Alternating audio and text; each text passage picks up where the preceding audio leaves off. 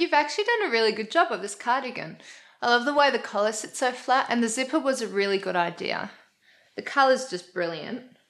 And you know, your knitting is getting so much better. It's really neat. Overall, I think this cardigan looks fantastic on. Thanks, Darls. I also think it really suits me. Mum, you made it for me. I don't know, it's looking pretty good and it fits me well. Nah, it looks better on me. Welcome to Fruity Knitting. We are up to episode 61. I'm Andrew. And I'm Andrea. And as you saw in the title, the feature of this episode is an interview with the amazing Norah Gaughan that we are super excited to share with you. Norah is an incredible designer, and Vogue Knitting has just published a book which is showcasing a collection of her designs spanning from 1987 to just last year. And there's lots of great names in the hand knitting world who've also had long and successful careers. But I think Norah stands out as being really on the cutting edge of very innovative designs. And that shows in her unusual garment shapes, in her crazy and beautiful cables, and also the unusual constructions that she keeps coming up with. Norah is a great teacher. She loves to teach, and she's really good at explaining the more advanced concepts and techniques. And she does that for us in this interview. So you really are in for a big treat. Yeah, absolutely. We're also heading to Scotland for a very special Meet the Shepherdess segment, and we are featuring designer Laura Aylor in new releases. We also have two completed projects to show off. I'm really keen to get into that, so let's start with me in Bring and Brag. I have completed my third garment project. Here it is. Isn't that brilliant, darling? It's stunning. You've done a great job. It's good knitting. It's brilliant knitting. Yeah. You saw at the beginning of the show, there is a little bit of contention between Andrea and Madeline as to who should get the garment. They have asked me to make a decision. I saw that this was associated with pretty significant risks. There could be some very serious consequences, so I've declined to take on that responsibility. I did suggest that they share it, but that wasn't accepted. And now I do know that you've entered into negotiations with Madeline. Yeah. Looking to strike a deal. Madeline has had her eye for a few years now on a couple of my Alice Starmore jumpers, so she is trying to negotiate with me. It's true. Yeah, and you have got a bit of negotiation power there with your got a lot of portfolio. So hopefully you'll be able to strike a happy deal. Yeah, but I do think it looks good on me. It does look good on you. It really suits me, the colour. Yeah. If anyone's got any innovative or interesting suggestions or opinions as to why it should go in one direction or the other, you can put them in the comments. If they vote on it, Madeline's going to win. Well, that's why I didn't want to encourage a plain vote. But yeah, interesting comments would be good. Okay. As you can see, there was also a last-minute executive decision on the design here made by the Fruity Knitting design team, and that was we had completed the button bands here, and we'd done one of the I-cord bind-offs, and Madeline came with the proposal to put in a zipper instead of the buttons. Yeah, that was a brilliant idea. I think it's totally made the jacket. It looks great, especially with the bright orange colour. That's right. The suggestion was unanimously accepted, and so I handed over the garment to Andrea for completion. Isn't that right? You did. Yeah. You did. As one of our viewers commented, Andrew does tend to say that he lets me do things to his garments. I let Andrea pick up stitches in particular. And do the seaming. Yeah. And tricky bits. Yeah. Well, Andrew let me put in the zipper as well. He says it as if he's doing me a favour. She's done an giving me a job. Treat. So I thought I'll just talk you quickly through how I inserted the zipper. We have a fantastic shop in Frankfurt that sells these very sturdy metal zippers. You can see, once I pull it down, it's a great zipper. It's very sturdy. They come in all different colours. We got a dark orange one to go with this beautiful orange yarn. Yep. And you can have them made to measure. So I bought one that was 1/2 centimetre shorter than the length of the cardigan from the top of the collar down to the bottom of the hem. And the other thing, if you're buying a zipper, you have to make sure that it's a separable zipper, so one that opens at both ends, because it's pretty sad if your cardigan only opens to here. Yeah. So remember that. So I thought I'd just, I've done a little bit of footage of me inserting the zipper, and I'll just talk you through the steps that I took. So first of all, I blocked the cardigan to make the front edges as smooth and even as possible, and I carefully lined up the 2x2 ribbed pattern on the front bands with lots and lots of pins, just to make the edges perfectly straight. You can usually decide whether or not you want the zipper to be visible, and we decided it'd be good to show the zipper teeth since it is such a lovely metal zipper and we wanted to really make it a feature of the cardigan. So first I separated the zipper and pinned one side with the teeth extending beyond the edge of the I-cord bind off. And I was pretty nervous about the edges of the knitted cardigan stretching out of shape and ending up with either a wavy zipper or having puckered front bands. So after pinning one side of the separated zipper in place, I basted it in place, which is what you can see me doing now. And basing is just making long, loose running stitches, and I did this right up the middle of the I-cord. After I finished basting the right front of the cardigan to one side of the zipper, I joined the zipper together, so I zipped it up and pinned the left front of the cardigan to the other side of the zipper.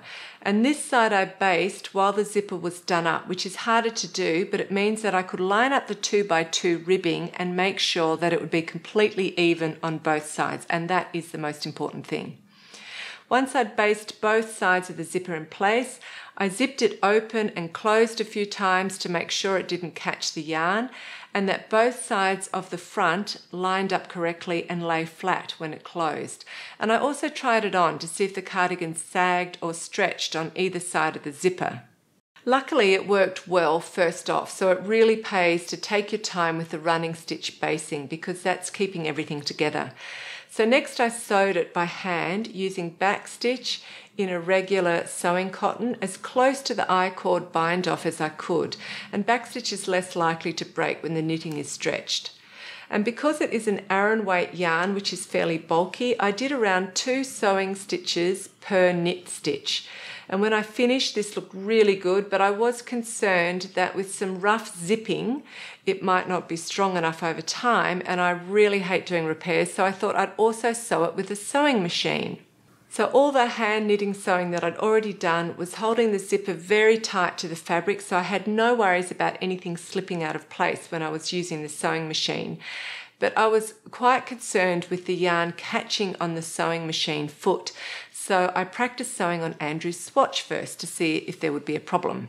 There wasn't a problem, so finally I put the machine to the carbeth and used a stitch length that was at least 1 stitch per row of knitting and reinforced the hand sewing. And then I did a little bit extra at both ends of the zipper.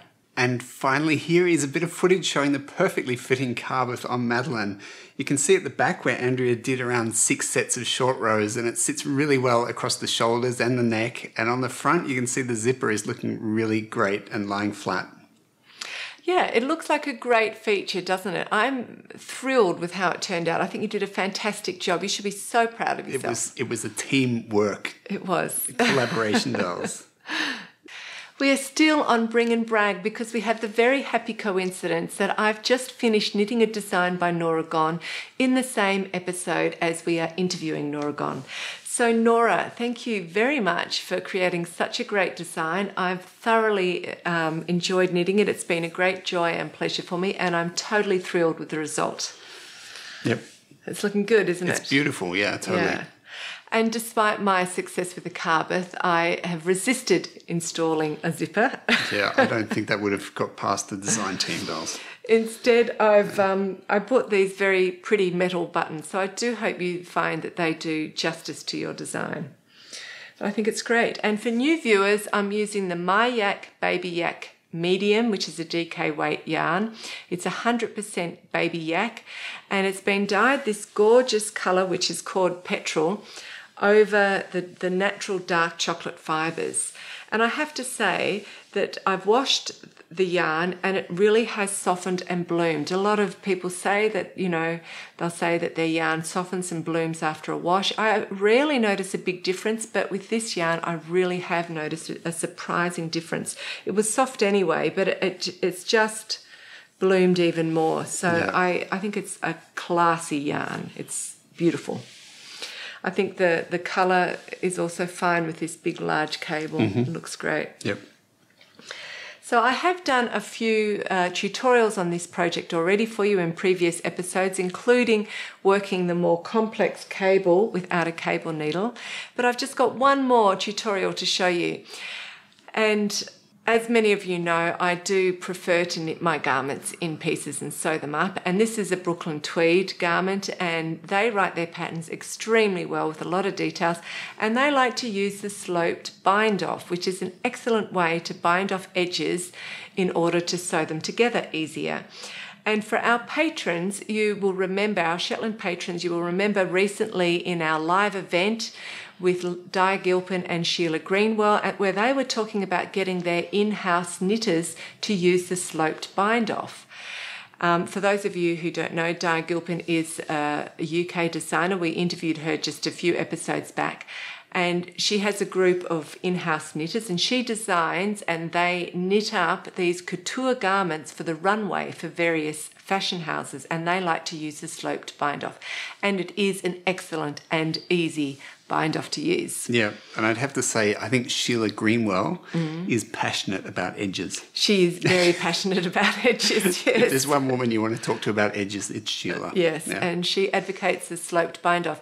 So, coming up now is the 3-minute tutorial on the sloped bind-off in case you weren't familiar with this method. And straight after that, we're going to go to Scotland and meet the shepherdess.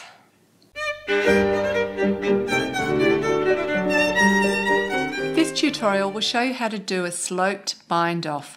The sloped bind-off is an alternative to the stair-step bind-off that's often used when shaping armholes, shoulders and necklines. This bind-off makes it easier to sew the seams together, especially if you're using mattress stitch. This is the back piece of a rib and cable jacket by Norah Gaughan. The design is called More, and the yarn I'm using is My Yak Baby Yak in medium.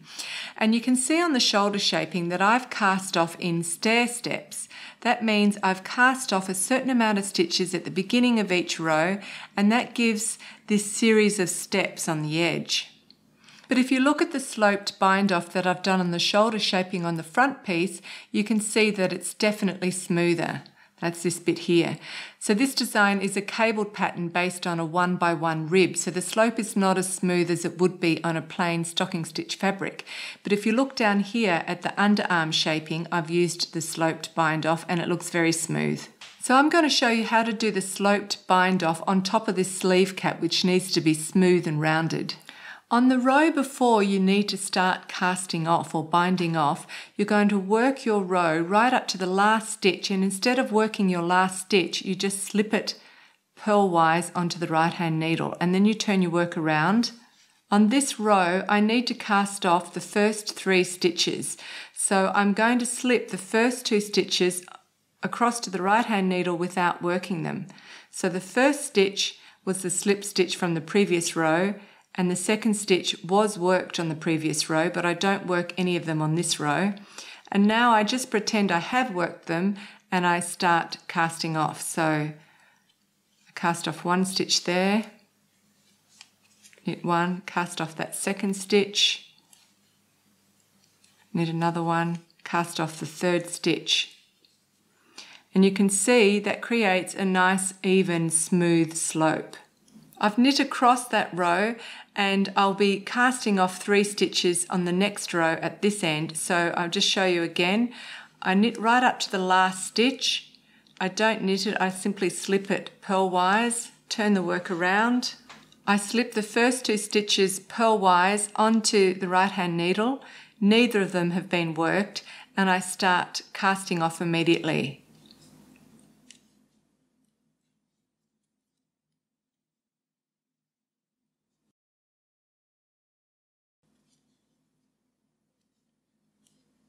And you can see how smooth that is.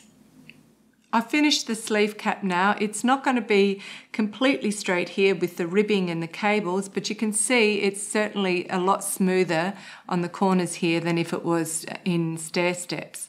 So if you didn't know about this technique, I hope you found this useful and you might want to give it a try in your project.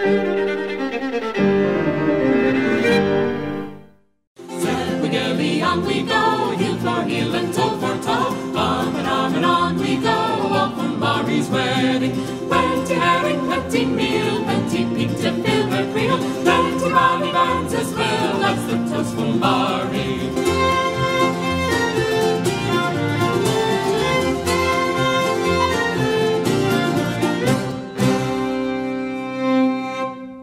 Hello, my name is Pauline McPherson and I am the proprietor of Lifelong Yarns. We manufacture yarns from the fleece of the Scottish blackface sheep. I live here on our small holding just south of Edinburgh in Scotland. And all the fibre for our yarns comes from the Badensgill flock of Scottish blackface who roam the Pentland Hills around 10 miles or so from here. The motto of our business is good for the knitter, good for the shepherd and good for the earth. And I'd like to tell you a little bit of how we try to live up to that. I left my corporate career of 30 years around 2 or 3 years ago, partly due to illness. My passion for knitting helped me to recover from that illness, and eventually when I had the energy for a new project, I decided I would like to create my own yarn.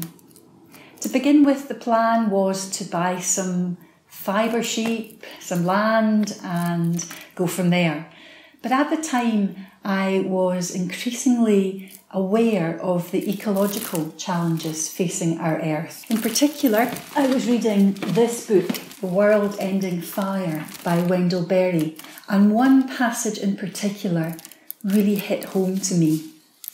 He says, "We have been wrong. We must change our lives so that it will be possible to live by the contrary assumption that what is good for the world will be good for us. And that requires that we make the effort to know the world and to learn what is good for it. We must learn to cooperate in its processes and to yield to its limits. To use the existing resources of the world, not to create new ones." That for me meant, in particular for my yarn ambitions, to use perhaps the fleece from the flock of a family friend. The shepherdess of the Badensgill flock is my daughter's best friend, and I decided that we would make our yarn from those Scottish blackface fleeces. However, I was naive. When I approached the shepherdess, some expert knitters, some mills, I was told that you could not make yarn from the Scottish blackface. The fleece was too coarse, it was only good for carpets. So for a while I shelved my ambitions. But gradually some clues arose, in particular a little film from 1970s Ireland which showed shepherds and their wives choosing the best fleeces from their Scottish blackface flocks and spinning them into yarn to be used to clothe the family. You can find that film on the Lifelong Yarns website. Also, a well-known BBC programme, Countryfile, ran a report of how plastic microfibres were not only polluting our oceans but our fields, in particular from when we machine wash synthetic fleeces. The fibres were being spread through the watercourse and eventually back onto the fields as part fertiliser. That was it for me. I decided I would take a risk. Despite the opposition, I would spin up some blackface shearling fleece, so the softest fleece, and see whether we couldn't use this underutilised resource which was scarcely garnering a return at all from the British Wool Marketing Board, and create our yarns. Luckily, a local mill, the Border Mill in Duns, was used to spinning the long staples of alpaca fibres. Scottish blackface fleece also has an exceptionally long staple, so the Border Mill, despite never having spun Scottish blackface before, were willing to take a risk and see whether their machinery could create yarn. The Scottish blackface is a hardy little sheep, which lives out all year round on Scottish moorlands and uplands. The ewes even lamb on the hills and need little supplementary feeding. It's also an ancient breed, thought to have been established in 1503 by James IV of Scotland, in Peebles, only 30 miles or so from here. It's the most numerous sheep in the UK, but nowadays Instead of being a dual-purpose breed, it's farmed entirely for its meat.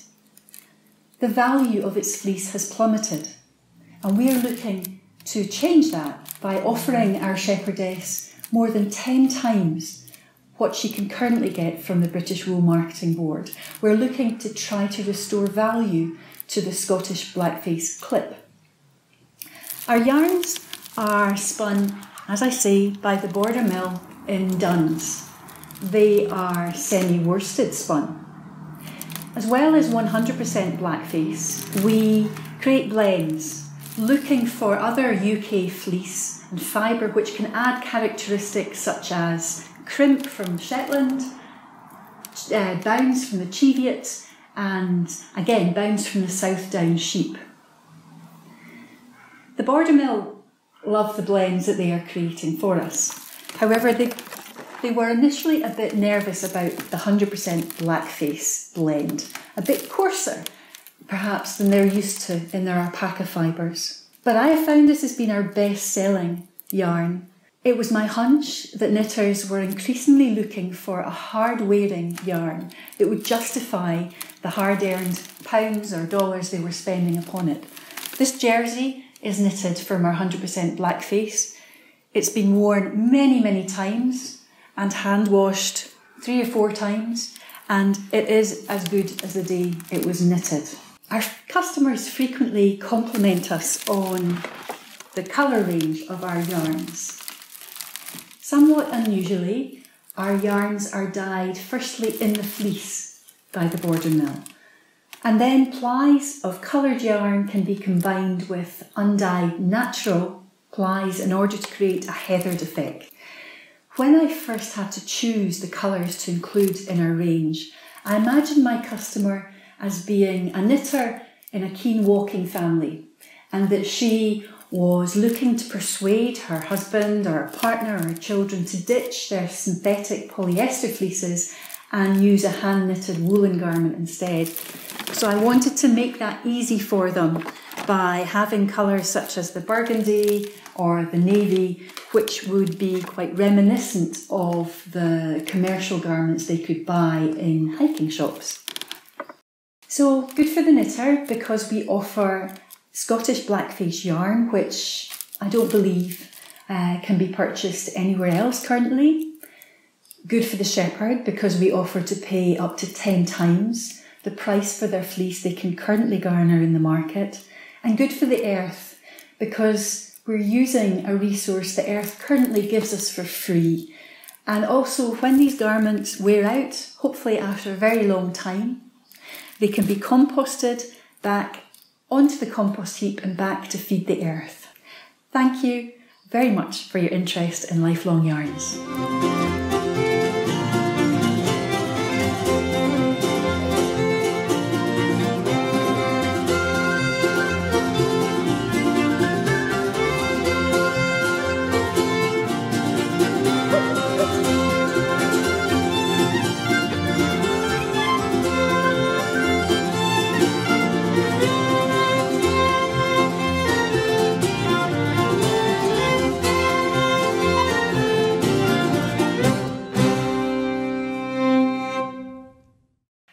Thank you, Pauline. We met Pauline at the Edinburgh Yarn Festival earlier this year, and she's given me a skein of her yarn, the Yarrow 4-ply, just to swatch with and try out.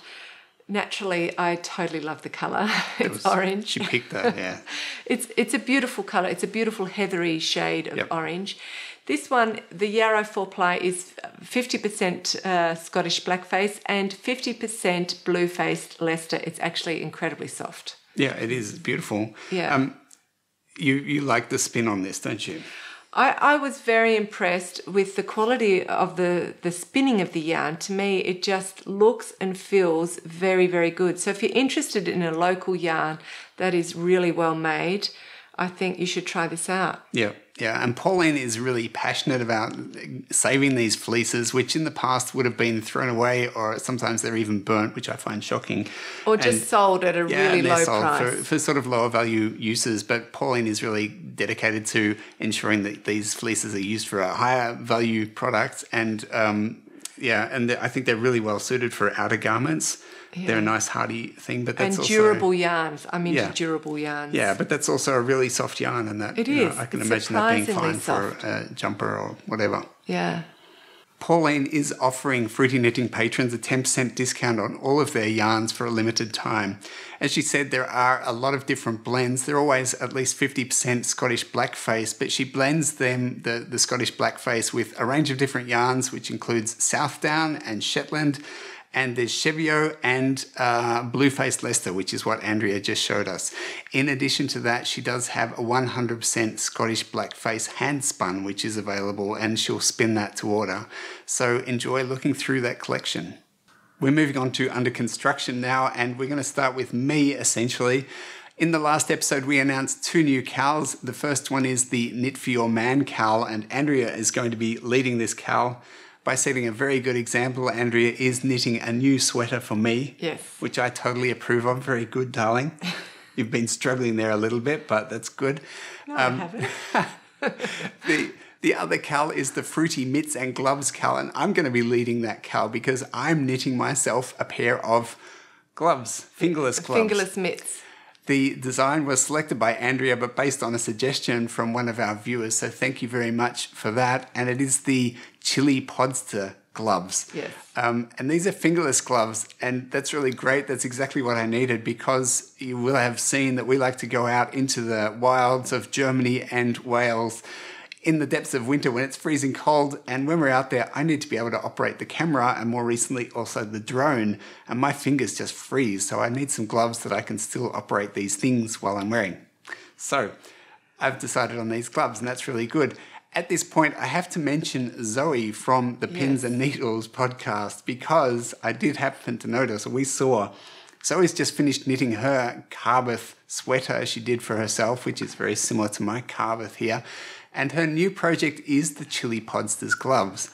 Now, Zoe, I have to say, I'm not stalking you. It looks like it, but I think this is actually just a sign of our shared very good taste. Yes. And whilst I'm thinking of it, come and join our Cal. Yes, Zoe, do that. Get in there, yeah? For these gloves, I'm using some leftover yarn from the hiking jacket, which Andrea designed for me and which I knitted up. That's from the Yorkshire Wildlife Trust. There it is, the wool. From the Yorkshire Wildlife Trust, they have a flock of conservation grazing Hebridean sheep, so that's really fun. Yeah. It's a DK weight yarn, so that's cool. The design itself comes in 2 sizes. There's the larger size is women's large, and then there's the women's small. And the women's large is meant to be the same as a men's small, and you said that was fine for me because my hands are a bit small. I think my hands are just right, and they're the perfect size for keeping a good hold on you, dolls. That's probably the most important thing. This is going to be a fairly challenging project for me. It's not great expanses of nice, easy stocking stitch. It's lots of little stuff and all those little fingers. I'm pretty terrified. So you're going to let me do it, are you? It's not going terribly fast so far. And yeah, if it does get too hard, I might be letting you help me. Letting me have a little go on it. Yeah. I've only just started Andrew's jumper, so I'm not going to talk about it much today, except for to say for new viewers that I'm taking this design by Jade Starmore, who is Alice Starmore's daughter. It's a cardigan knitted in pieces, and I'm converting it into a jumper for Andrew, and the jumper I'm doing in the round. And my colourway is just going to be a dark blue on the body, and these 3 blues on the stranded colourwork section. So up until now, I've just been spending time swatching and then measuring Andrew's other hand knits to try to draw up a schematic of how I want this jumper to be for the measurements.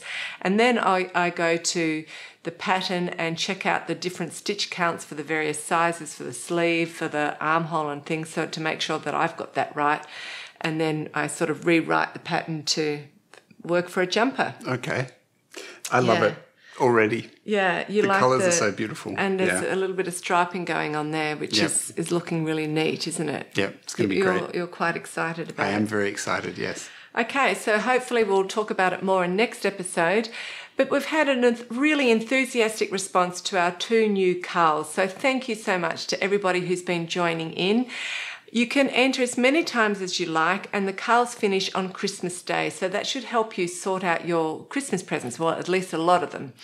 So if you haven't done so already, go over to the Ravelry thread, check out the Carls and join in if it appeals to you.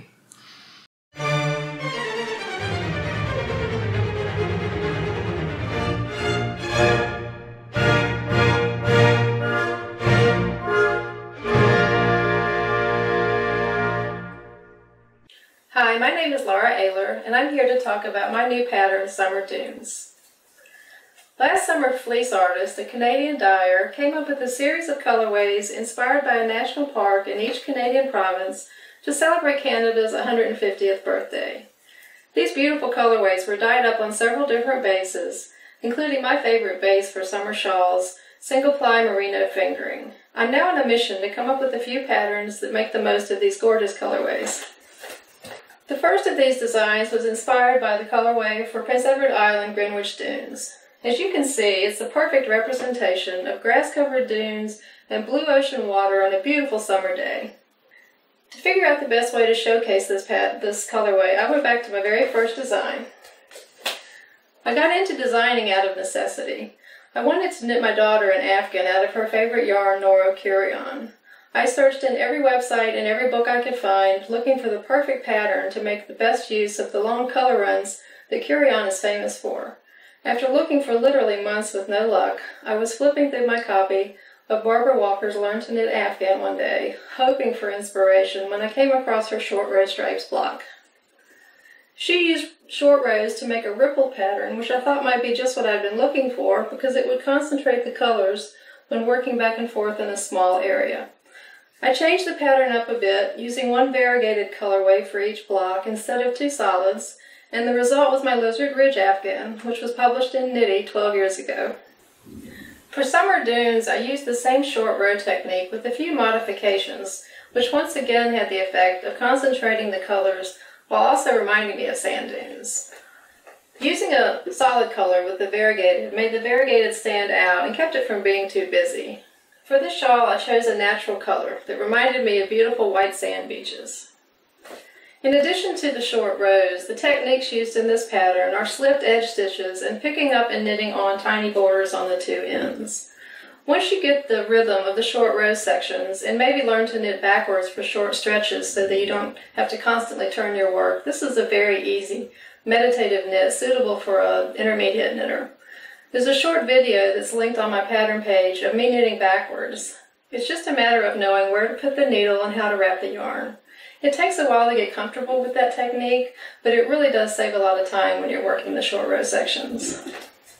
I knit most of my shawl while we were on a camping trip. I found it to be great vacation knitting. It's the perfect combination of mindless garter stitch and a little bit of excitement when you get to work the short rows and see the colors pool. I think the finished shawl is a great shawl for cool summer evenings on the beach.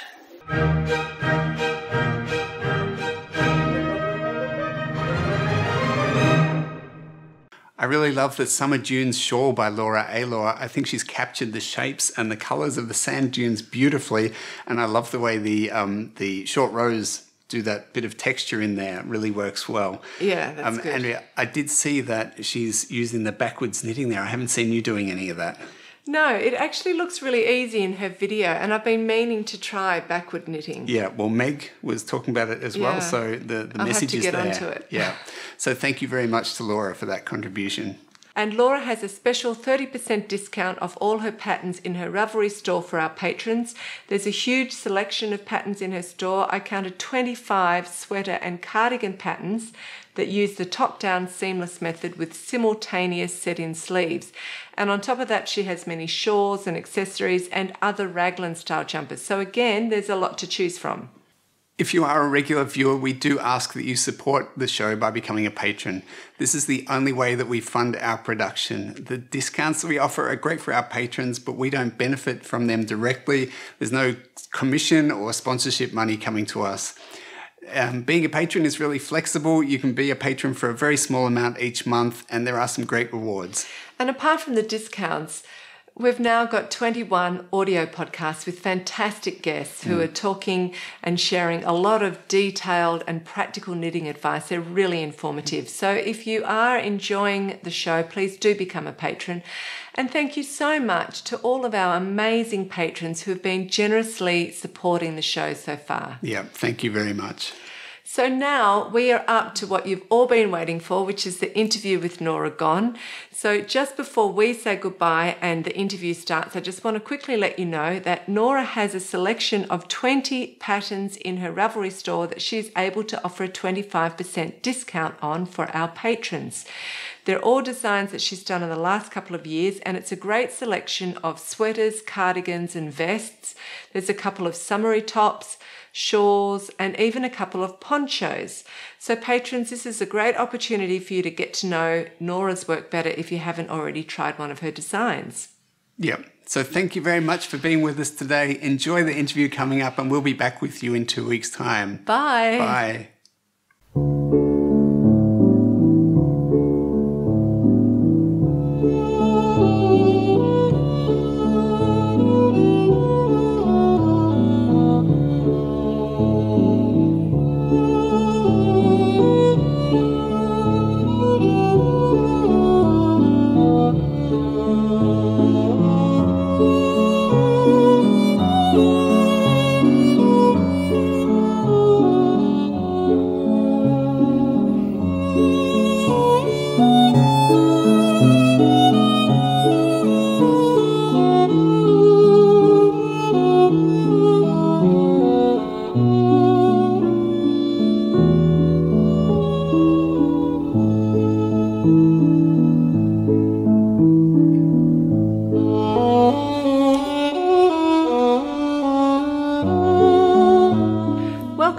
Knitting. My guest today is the incredibly accomplished knitwear designer Norah Gaughan.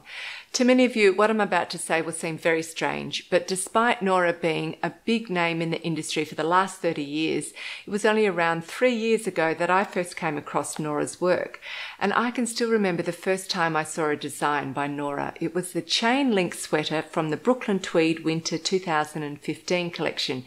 And the beauty and the originality of the design really took my breath away. This happens rarely, but when it does, it creates such a renewed excitement, thrill, and passion for our wonderful craft of knitting. And Norah not only continues to knock out one stunning and unique design after another, but her latest book, Knitted Cable Sourcebook, combines technique and inspiration in a way that really raises the bar for all knitters and designers. So as you can see, I'm super excited to have Norah on the show. And Norah, thank you so much for giving us your time, and a big welcome. Oh, thank you. It's definitely my pleasure. So Norah, you did a combined biology and arts degree at Brown University. So how did you go from being a science major to becoming a knitwear designer? Well, I think that the answer to that question really starts back in my childhood. So I grew up making art. Both of my parents were professional illustrators. My dad illustrated science fiction and was pretty well known in his time. And my mom did things like how-to. It was upholstery and gardening and later even knitting, a lot of sewing. And I was in 4-H for years, which Mom helped me with, and I was sewing there and doing public speaking. And all of that kind of adds up to having this artistic background. And because my parents freelanced, I think that kind of set me up for knowing that freelancing even existed.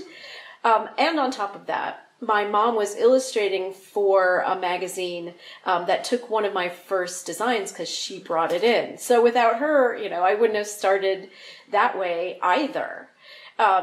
So then, that segues into going into college and loving to study ecology and evolution.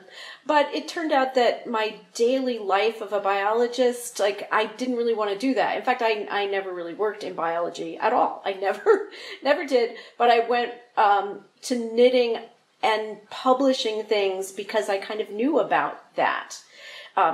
meanwhile, don't think that any of my biology degree was a waste, because, you know, you learn to finish things and how to research things, and just about the world in general, like, is a great thing. So after college, I stayed in Providence, and it kind of seemed like the center of the knitting design world at the time. Bernat was close by, Barocco was close by, even Classic Elite wasn't far away. And I did a lot of face-to-face working with people there. Other designers were living in Providence too. So my designing with Bernat and Barocco was very easy to go there and talk to like Mrs. Bernat and get designs going.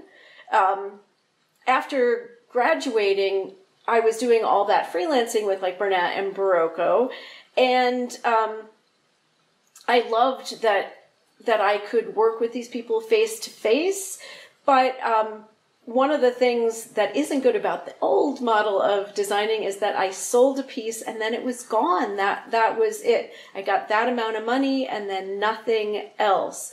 And I have to thank Annie Modisette for transitioning the whole knitting world into a little bit of profit sharing when she complained about the fact that designers didn't get paid more after something was republished and reused and resold with the internet.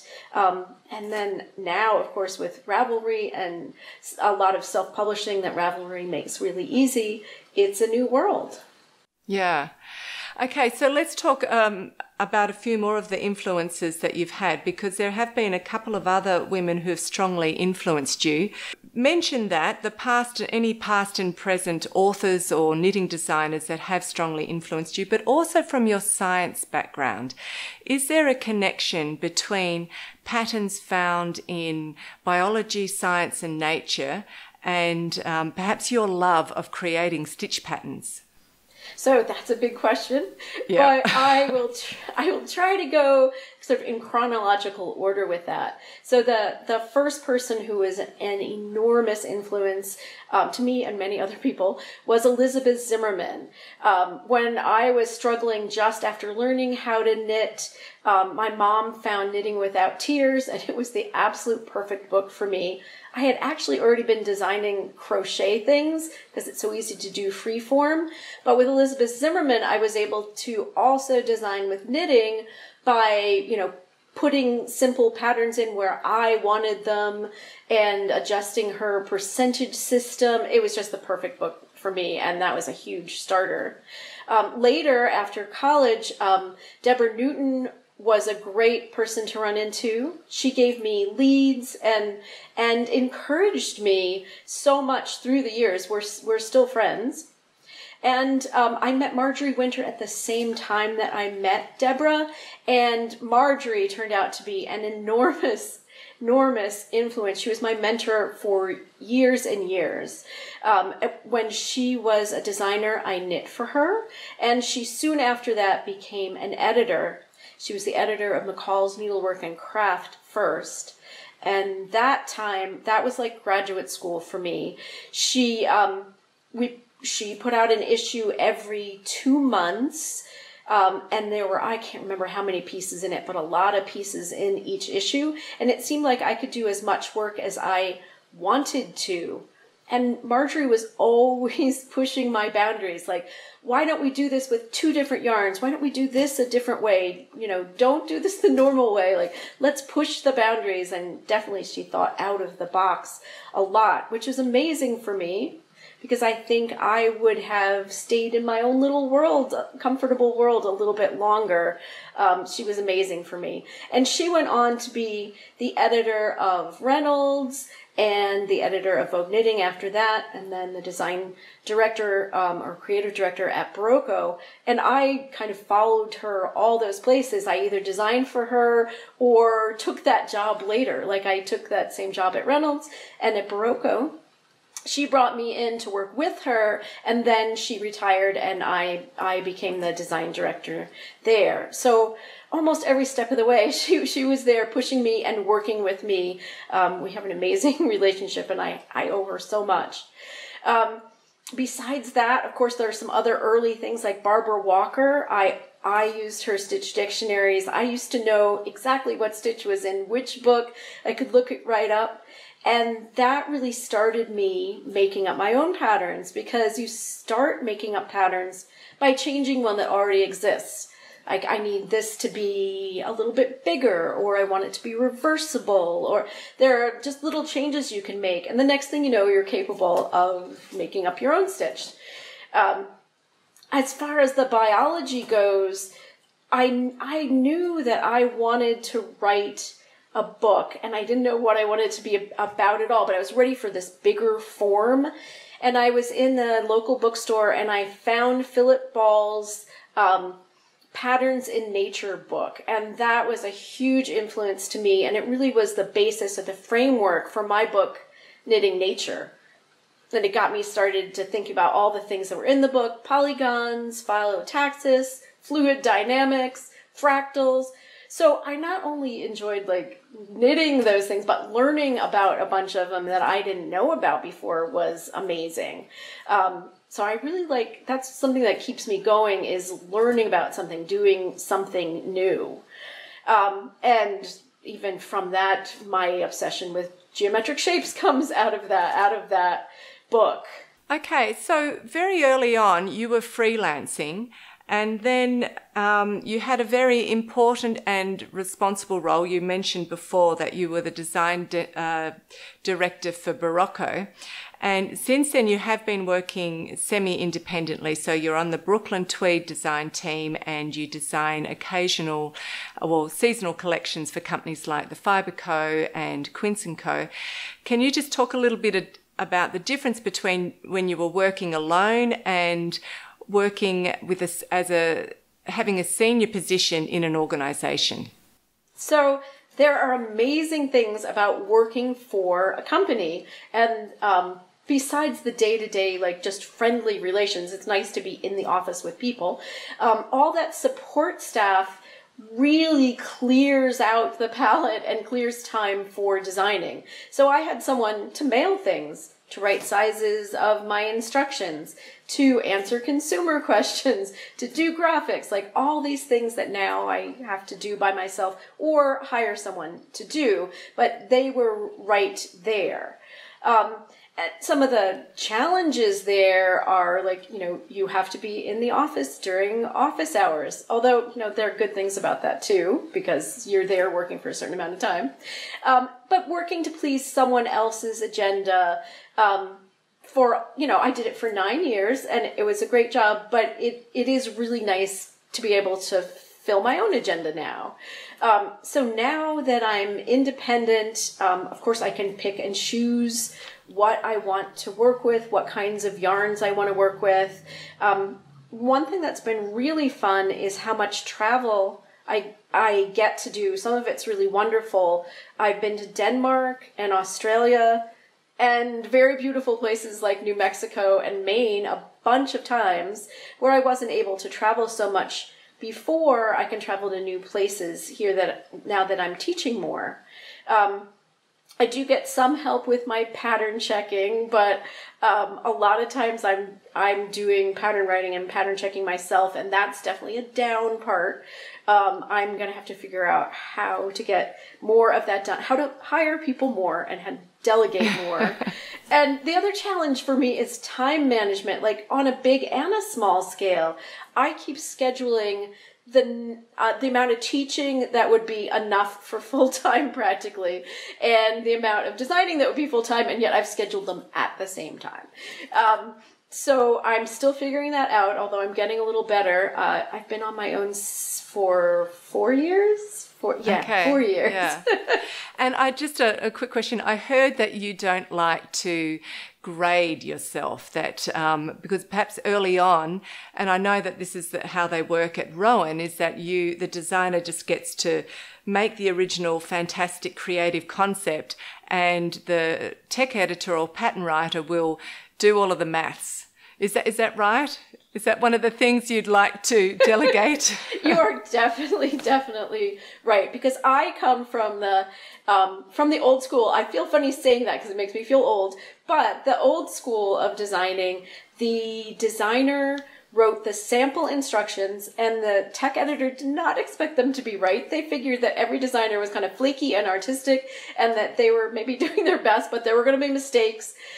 So I really like to write the first instruction and have the tech editor be the one who decides, let's describe that a different way. Let's, that could be clearer, because that's not my specialty. My specialty is coming up with a fabulous thing and not the how to describe it.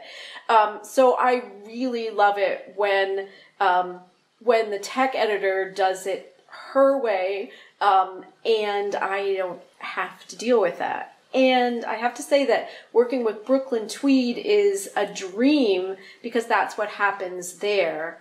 I dream up the sweater, I swatch it, I think of all the little details and communicate that to the tech editor, and she writes the instructions from the beginning. So all of their, instructions are very consistent, written the same way, very, very detailed, more detailed than I even believe in them being, but I think people really like that. So that's the dream scenario. Absolutely. And I can imagine it means that you can get on and create more designs too. You've got the time to do it. I definitely think so. Norah, just say something really quickly about your design process or your inspiration. You're in your mid-50s and the demographic of the majority of knitters is women between 40 and 60. So do you see yourself and the things that you would like to wear as the starting point for designing, or how else do you gather inspiration? So I don't think of it so literally as the starting point, but kind of an underlying factor. The fact that I'm in my 50s and shaped a little roundly. I know I'm always thinking about me, but it's not my starting point. Usually to start a design, I have two starting points that come together. I like to look at fashion a lot. So I'm on Pinterest a lot, picking sweaters and little details like collars and shapes. I'll look at sewing that has to do with sewing with squares and rectangles and simple shapes like that. But you can picture that I'm always on there gathering fashion things so that I know what's happening in the rest of the world. And then I always have a different kind of a thread going. Like maybe I'm thinking about geometric shapes, weird constructions, some other theme, and I combine these two things, the more personal theme of construction with the fashion thing that I've gathered from Pinterest, and those two things come together to be a real starting point for something. So I want to get now onto the Knitted Cable Source book, which I totally love. You've written that this book is a resource for existing cables and a guideline to help people or knitters invent variations of their own.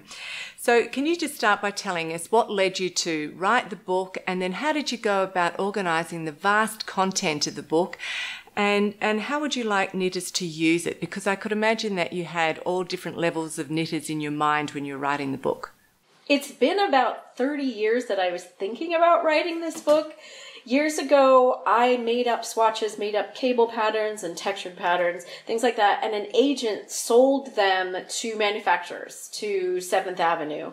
And I found that I loved a lot of the cables I was making up, and I wanted to save them. I didn't want to sell them. I wanted them to have my name on them and really have it be personal to me. So I saved a box of swatches, and I had in my mind that I wanted to do some sort of a book, but I couldn't quite figure out like how I wanted to organize it. And it sat, and like 30 years later, the right time came around. So I have swatches in the book. I have ideas in the book that were from 30 years ago, and things that worked off of that 30 years ago, worked during all the time, and some brand new things that I made up for the book. So it was a challenge to figure out how to organize it. But I ended up doing what may be the simplest thing, is arranging it by complexity. So The simplest things are in the first chapter with swatches, and then it goes on and adds in size and complexity. The cables get more complicated as it goes on. The cable crosses themselves, and the fact that it builds and becomes like a bigger either column or an all-over pattern, or maybe just a motif that sits there, but it gets more and more complicated. The other puzzle that I wanted to try to solve is I didn't want this to be just for really hardcore designers. Like, not enough people would want to buy the book. I wanted it to be for so many different levels. So I wanted it to be for beginners learning how to cable so that they can do simple cables, and how slightly more accomplished knitters would be able to put cables in things that didn't have cables before. So they could either swap out one of my cables for an existing cable, or they could put a new cable in a stockinette stitch thing, and they could just pluck right from the book and have a system to make that fairly easy for them. And then, of course, I wanted designers to be able to just use the cable right out of the book, and it's been fun during the last year, like seeing new designs pop up from designers that are using cables from the book. And then the other level is I really wanted to show people that that they could make up their own cables, or that it's not a huge mystery how one leads to the other. So that's either interesting for people who don't want to make up cables but think it's interesting, and it's really helpful for those who want to know what the process is so that they can make up their own. Let's talk now about reading charts, because this is a horror subject for some knitters. Some knitters have a particularly hard time reading charts, but charts can make knitting the really complex cables so much easier.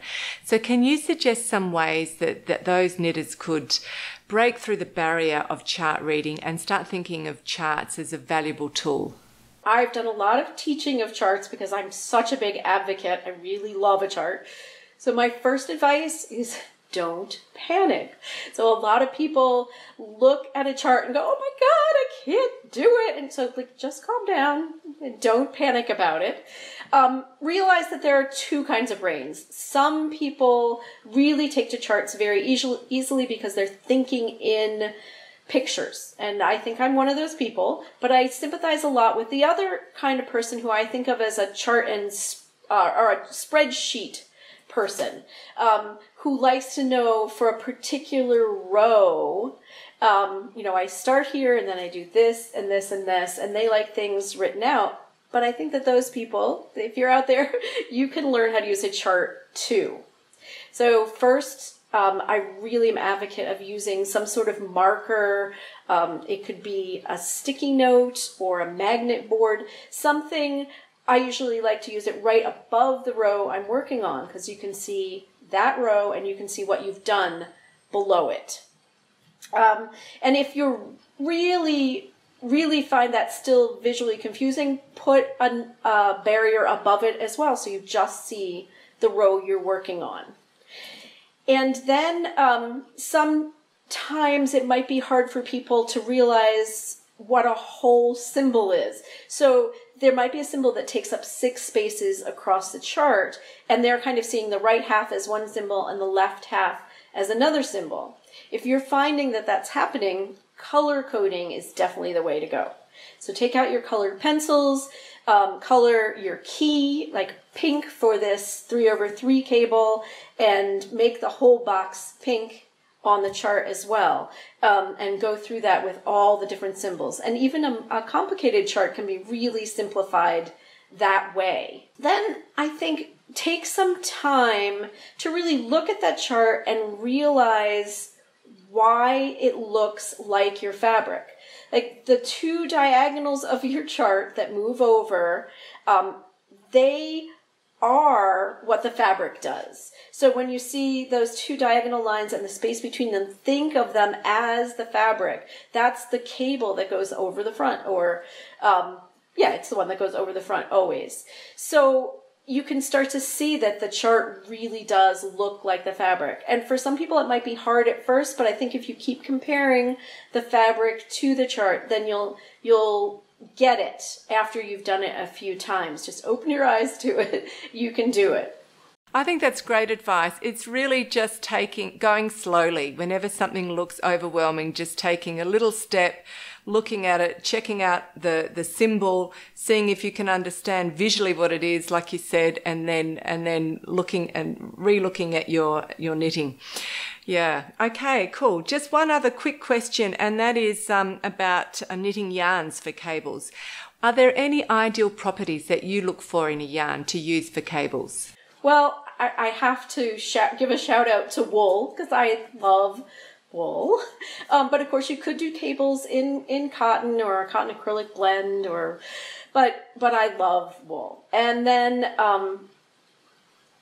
multi-plied wools are really great for cables, and kind of the more plies the better. So a lot of merinos are spun in twos, and then you have those two little strands together, 8 of those. So you actually have like 16 strands around, and those are very, very round and plump. And a 4-ply or a 3-ply, also very good for cables. The smoother it is, the more worsted spun, the better. But there are always exceptions. You know, there are woolen spun yarns that are tweedy that can look great in cables. So of course swatching is the most important thing. But as a general rule, round and smooth, that's your friend for cables. Well, I find your Knitted Cable Sourcebook incredibly instructional and inspiring, and particular in chapter 5, because that's where you talk about just taking a simple motif and that being the basis for developing a whole string of different cable designs. And that's a method you've used for coming up with a lot of your very unique designs. So could you just show us now, or take us through your process of how you do that and illustrate it with some of the examples from the book? The example that I think shows so much progress and seems kind of amazing is taking my favorite motif, which I ended up calling Fave in the book, and you see a picture of it here, taking this simple shape, it's made from 4 cables, and transforming it from something that seems very linear and in columns to something that's practically a picture or a drawing. So we start with this swatch that has 4 columns, and it uses my Fave motif alternately. Like one goes to the right, and then the next one over goes to the left, to the right, to the left, all in one column, and there are 4 columns exactly like that.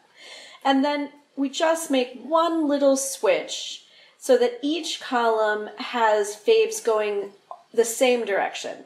So on the left, this particular column goes from left to right, 2 motifs in a row. They're in a diagonal. So all the diagonals of faves are going the same direction in one column, and then the next column is its mirror image.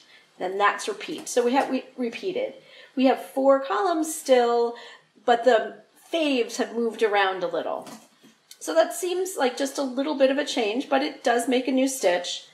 Then when you look at that, you'll see that there are some spaces where there's some ribbing that doesn't have any cables in it. So I jammed another cable in there and made those ribs kind of cross over each other. And when I put that in all the little spaces that seemed a little empty, then we come up with a new pattern stitch that's very all over, and it's kind of cacophonous and messy compared to the ones that came before it, but it could be a good all-over pattern. Mostly for me, it leads to what comes next. So if we stare at this pattern, we start to see that there are other shapes in it. And I picked out a shape that's sort of like a tent made out of those faves and the new little cable on top of it.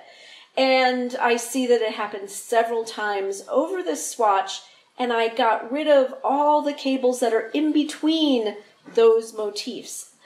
And that makes the next stitch. And you'll see that a lot of ribbing is showing, and these motifs are very clear.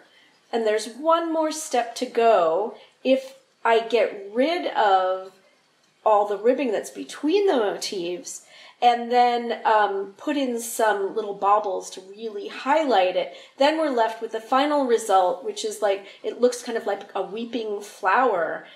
And it's so hard to believe that that came directly from the very linear pattern that we started with.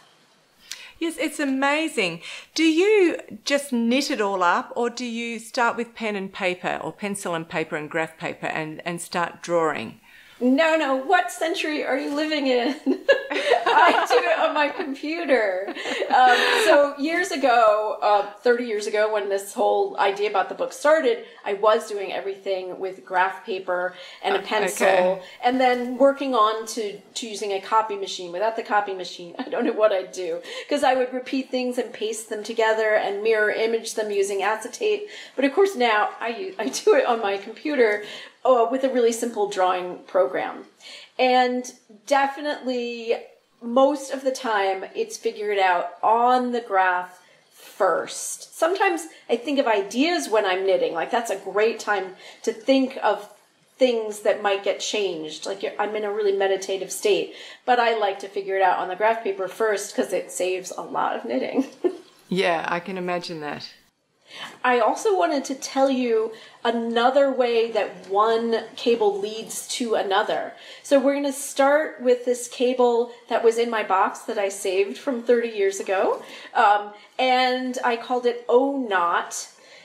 And I was looking at that and I thought, it looks like there are 3 columns of O's there, but they're all intertwined with each other. What happens if I pull them apart?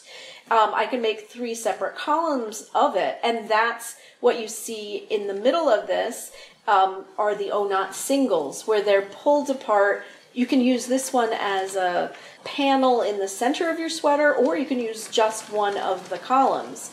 And then I went back to the O Knot again, and I was kind of staring at it, and you can see that if you eliminate a triangular portion, like on both sides, that you're left with kind of an hourglass shape.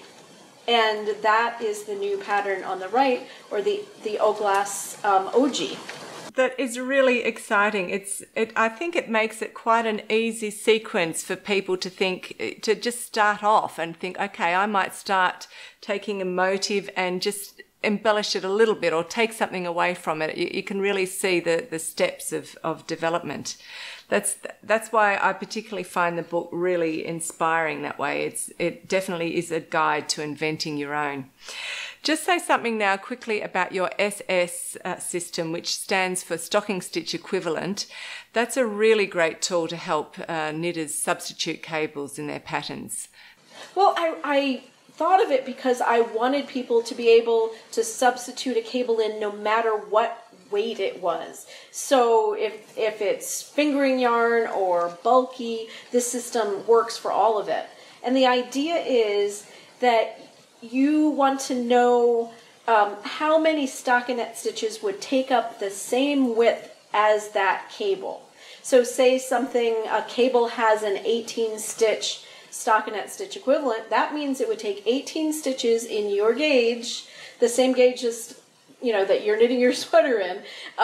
It would take 18 stitches of stockinette to fill the space of that cable, or vice versa. So if you had a stockinette stitch sweater and you wanted to put this cable in it, you would eliminate the 18 stockinette and put in the cable. And we know that it's the right width because of the stockinette stitch equivalent. Then you have to say, oh, that cable, it has a stockinette stitch equivalent of 18, but it really takes 23 stitches on the cable, and you have to add those extra 5 stitches into your total. So are there any typical mistakes that knitters can do when they're using this system? Well, I found that in class when I was describing it and people tried to do it, that they tended to get a little confused between their actual number of stitches and their stockinette stitch equivalent. So you have to work with the stockinette stitch equivalent first, figure out where your cables are going to be and how many, and then after that's all figured out, you go back and you add up how many actual stitches there will be. And it was sort of mixing and matching the SSE and the real number of stitches that was the biggest problem that people have.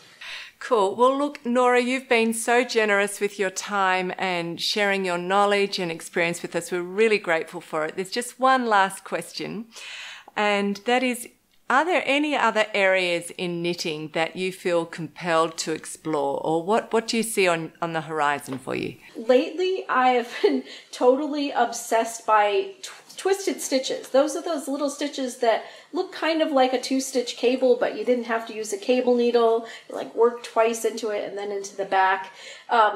You can do left twists and right twists. And way back when I was just starting making up pattern stitches, which is one of the things that really got me going, making up new kinds of stitches. And so somehow I've gotten re-obsessed, and I started teaching a class in it, which has been very popular. And while I was preparing for that, I realized all these cool new things that I could do. And so now I am on a spate of being obsessed with twisted stitches, and I'll be making up a lot more of them. And besides that, the one thing I really wanted to talk about at the end here is that Vogue Knitting has put together a book of 40 of my designs over the last 30 years. So the editor and I got together, and we had to narrow down from 120 that I had done over the years, which seems like a lot. But I had done about like 120 or more, and we narrowed it down to 40. And they're some of my favorite ones. The book will be coming out in September, and that's it. I just wanted to give it a plug. I'm looking forward to looking at it. That's not only is it a great overview and portfolio of your work, but it would also be a really good fashion history, because it will go back to the 80s. Is that correct? Yeah, the first one is from 1987, and actually the latest or newest one that's in it is from 2017. So it was really exactly the 30 years. That's very exciting. And do you have an absolute favourite in that collection? Oh, no, I don't think. There is one that I love a lot that's a counterpane that was shown on me in an article about me originally. And so it got re-knit in Brooklyn Tweed Arbor. It's the only one that was re-photographed for the book. And that is definitely one of my favorites. But all 40 were my favorites. Fantastic. Let's quickly go back to the twisted stitches.